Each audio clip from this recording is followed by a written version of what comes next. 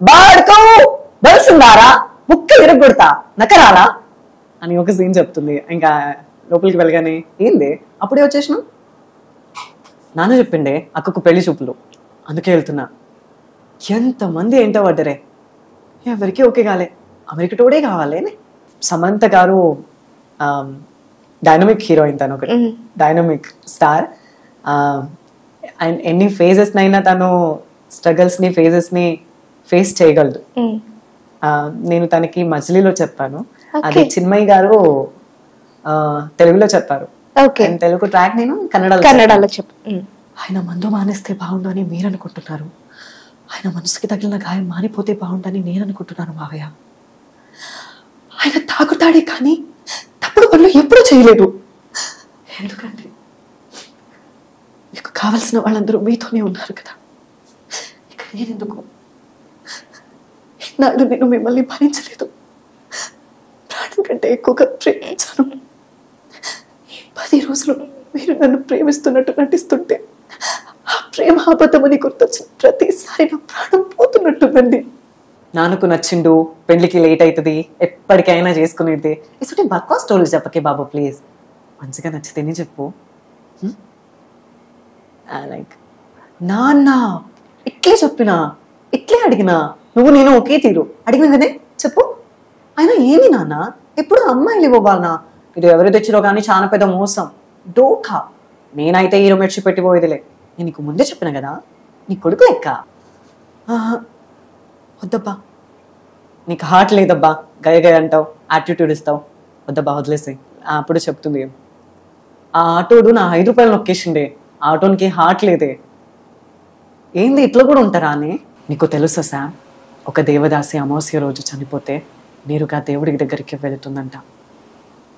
నేను కూడా చనిపోయే వేళ వస్తే ఇలా ఒక అమావాస్య రోజు నీ వడిలో పడుకుని నిండు చంద్రుని చూస్తూ చనిపోవాలని నా కోరిక.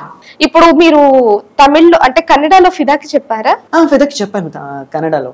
అదొక్కసారి చెప్పగలుగుతారా కన్నడలో ఫిదాకి ఎలా చెప్పారు అనేది? లవ్ స్టోరీకి వచ్చేసి ఫిదా, లవ్ స్టోరీ అండ్ ఫిదా, శ్యామ్ సింగ్ రాయ్ ఆల్మోస్ట్ అన్నీ ఉన్నాయి. అయితే లవ్ స్టోరీలో ఒక సీన్, అదే ఎంట్రీ సీన్ ఉంటుంది కదా, హైదరాబాద్ ఎంట్రీ సీన్. ಏನಿಲ್ಲೇ ಆ ಆಟೋದನ್ಗೆ ಹಾರ್ಟ್ ಇಲ್ಲ ಕಣೆ, ನಾನು 5 ರೂಪಾಯಿ ಹೊಡ್ಕೊಂಡು ಹೋಗ್ಬಿಟ್ಟ. ಅದೇನೆ ಮೊನ್ನೆ ಕಾವ್ಯ ಕಾಲ್ ಮಾಡಿದ್ಲು ಕಣೆ, ಅವ್ರ ಆಫೀಸಲ್ಲಿ ಜಾಬ್ಸ್ ಇದೆ ಅಂತೆ. ಕ್ವಶನ್ ಪೇಪರ್ನು ಅವಳೇ ಕೊಟ್ಟು ಕಳ್ಸಿದ್ಲು. ಈ ಜಾಬ್ ನಂದೇನೆ, ಹೇಗಾದ್ರೂ ಮಾಡ್ಬೇಕೆ, ಅದೇವ್ರ ದಯೆ. ಸತೆ ಆಗ್ಲಿ, ದೊಡ್ಡ ಪಾರ್ಟಿನೇ ಕೊಡ್ಸ್ಬಿಡ್ತೀನಿ. ಬಟ್ಟೆ ಹೈದ ಹೆಂಗಿದೆ ಮೈಗೆ, ಒದ್ಗೆ ಏನಾದ್ರೂ ಬೇಕಾ? సో అది కన్నడలో బాడుకో బలిసిందారా. ఇప్పుడు మీరు చెప్పిన లవ్ స్టోరీ డైలాగ్ తెలుగులో చెప్పరా? ఏం లేదే, ఆ ఆటోకి హార్ట్ లేదే, నా 5 రూపాయలు నొక్కేసిండు. అయినా మొన్న కావ్య కాల్ చేసిందే, వాళ్ళ ఆఫీస్లో జాబ్స్ వేకెన్సీ ఉందంట. క్వశ్చన్ పేపర్ కూడా అదే పంపించింది. ఈసారి ఎట్లయినా జాబ్ తెచ్చుకోవాలని, లేకపోతే బాసన్లు దోమడే లెక్క. అమ్మని నాన్నని ఎట్లోగలా ఒప్పించేసిన. మా నాన్న మా కొండ చిలువని ఒప్పించింది, ఇక చాలా ట్రై చేసింది, ఫైనల్గా ఒప్పేసుకోరు. ఇంకొక నెలలో జాబ్ తెచ్చుకోకపోతే ఇంకంతేనే. హేవయ్యా రావయ్యా, గదిలో చలి పెరుగుతుంది, కాశ్మీర్ నుంచి ఆ మంచు నువ్వే పంపిస్తున్నావా? ఓయ్ రామ్, మొన్న మన పక్కింటి ఆవిడ అడిగింది మొదటిసారిగా మనం ఎలా కలుసుకున్నామా అని. నేను చెప్పుకొచ్చాను కురుక్షేత్రంలో రావణ సంహారం, యుద్ధపు వెలుగులో సీతా స్వయంవరం అని చెబితే ఏదో అర్థమైనట్టు నవ్వి వెళ్ళిపోయింది. దాని అర్థమేంటో నువ్వు తప్ప ఎవరూ చెప్పలేరు రామ్. చిన్నయ్య గారు, అయ్యగారు, సత్యమ్మ గారు తప్పేం లేదు అయ్యగారు, మొత్తం నేనే చేశాను. నేను చెప్పేది వినండి, నేను చెప్పేది వినండి అయ్యగారు. నేను ఆ పెళ్లిని ఆపుదామని వెళ్ళాను. అంతలో చిన్నయ్య గారు వచ్చారు, వాళ్ళిద్దరూ ప్రేమించుకున్నారు. ఇప్పుడు అమ్మాయి గారు కడుపుతో కూడా ఉన్నారు. గాడిద, మొన్న ఎంత మంచి కళ వచ్చిందో తెలుసా మను? మా ఊరి పక్కన సముద్రం ఉంది తెలుసా? అలల శబ్దం వింటుంటే నాకు గట్టిగా పాడాలనిపిస్తుంది. మనకు కూడా ఇక్కడికి చిన్న ఇల్లు పెట్టుకుందామా? ఎంచక్క ఈ సముద్రం ఒడ్డున నీ చేయి పట్టుకుని అలసిపోయే వరకు నడవాలనుంది మను నాకు. ಕತ್ತೆ ಮೊನ್ನೆ ಎಷ್ಟು ಒಳ್ಳೆ ಕನಸು ಬಿದ್ದಿತ್ತು ಗೊತ್ತಾ ಮನು? ನಮ್ಮೂರ ಪಕ್ಕದಲ್ಲಿ ಸಮುದ್ರ ಇದೆ ಗೊತ್ತಾ? ಆ ಅಲೆಗಳ ಸದ್ದು ಕೇಳ್ತಾ ಇದ್ರೆ ನನಗೆ ಗಟ್ಟಿಯಾಗಿ ಹಾಡ್ಬೇಕಂತ ಅನಿಸ್ತಿದೆ. ನಾವು ಇಲ್ಲೇ ಒಂದು ಪುಟ್ಟ ಮನೆ ಕಟ್ಕೊಂಡಿದ್ಬಿಡೋಣವಾ ಚಕ್ಕದಾಗಿ. ಈ ಸಮುದ್ರ ನೋಡ್ತಾ ಇದ್ರೆ ನನಗೊಂದು ಅನಿಸ್ತಾ ಇದೆ, ನಿನ್ನ ಕೈ ಹಿಡ್ಕೊಂಡು ಸಮುದ್ರದ ಆ ದಡದಲ್ಲಿ ಸುಸ್ತಾಗೋವರೆಗೂ ನಡಿಬೇಕು ಅಂತ. సూర్య ఎక్కడున్నావు? అవునా, సూర్య కట్మండూర్కి రాలేదంట అని ఒక సీన్లో చెప్తుంది. ఫుట్బాల్ ప్లేయర్,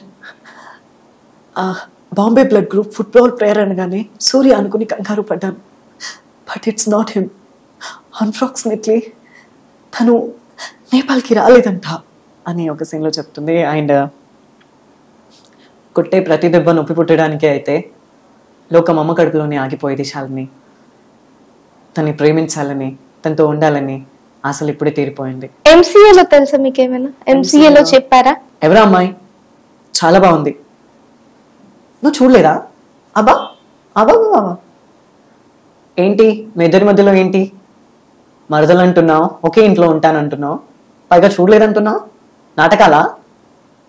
హలో నాన్నగారు, ఎలాగో మా నాన్నని ఒప్పిస్తాను, మా అక్క కూడా ఒప్పుకుంటుంది, నేను జాబ్ చేస్తాను, నువ్వు ఇంట్లో పని చేయి చాలు. చిన్నాడా చిన్నాడా, కోపంలో కూడా చాలా బాగున్నావు.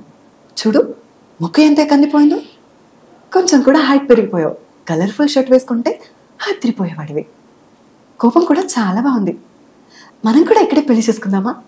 ఏం చక్క వర్షంలో తడుస్తూ కొబ్బరి తోటలో, ఏమంటావు? అని బాబులే నేర్పుతారా ఏంటి? అని బాబులే నేర్పుతారా ఏంటి? మా వంతు మాకుంటాయి.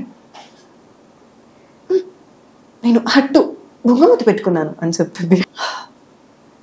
మా అమ్మ ఎంత చేసినా నాకు ఏమీ అనిపించదు. మా అమ్మ హాకీ నేర్చుకోమంటుంది, ఫ్యాషన్ చేయమంటుంది, హై హీల్స్ వేసుకొని నడవాలనుకుంటుంది.